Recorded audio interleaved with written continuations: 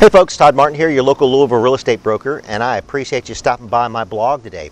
Now today what we want to get into is we want to talk about competitiveness in the marketplace as a buyer. One of the things that you might notice if you're currently shopping for a home, that it's become pretty competitive out there in regards to getting a home. And as agents, we usually look on the MLS or the multiple list server as days on market, how long a home has been on market. Really what we're finding is hours on market, so replacing the D with the H. And here's the crazy thing about it.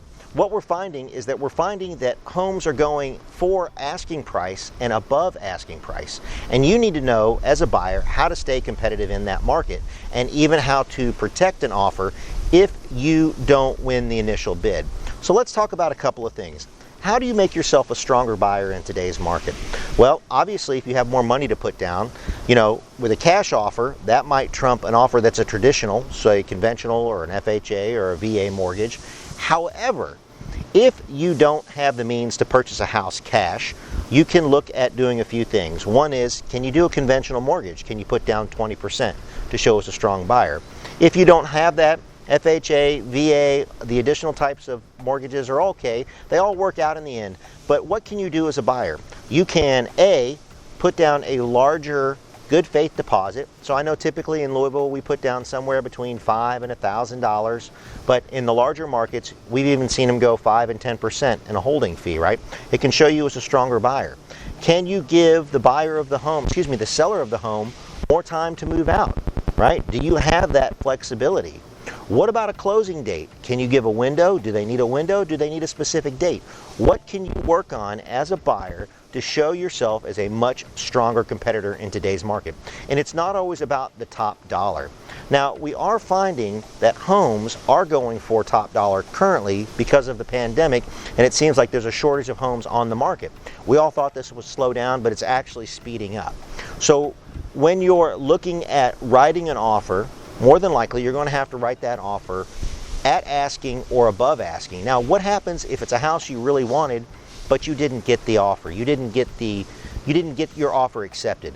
Well, you can do something called a backup offer. Now, what a backup offer is a backup offer is you are negotiating with the seller of the property as if there is no offer on the property, right? So you submitted your offer, you didn't get that offer, you have your agent ask the listing agent, hey, can we submit our offer as a backup offer on this property?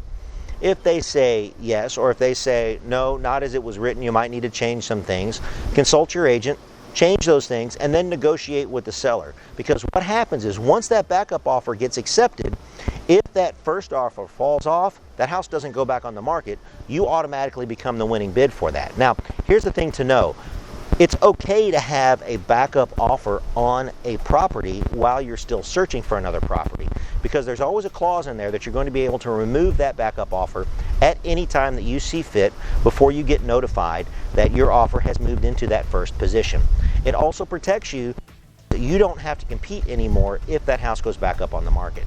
So again, what you want to do is in this competitive market, show yourself as a stronger buyer by manipulating a couple of things on the contract. And again, it's not always about the money, but if you didn't win the bid originally, look at doing it as a backup offer. Those are just a couple of tricks and tips that I can give you to help with your procurement of a new home. And of course, if you have any questions, or you happen to know somebody that's looking to buy, sell, or invest in real estate, please don't keep us a secret. We're always happy to chat, always happy to help, and you can reach out to us directly at area code 502-200-1980. That's 200-1980. And again, don't forget to hit that like button because you'll be notified every time that we have something new coming on the market. We appreciate you stopping by. Stay kind, be good to each other, and we look forward to reconnecting soon. Take care.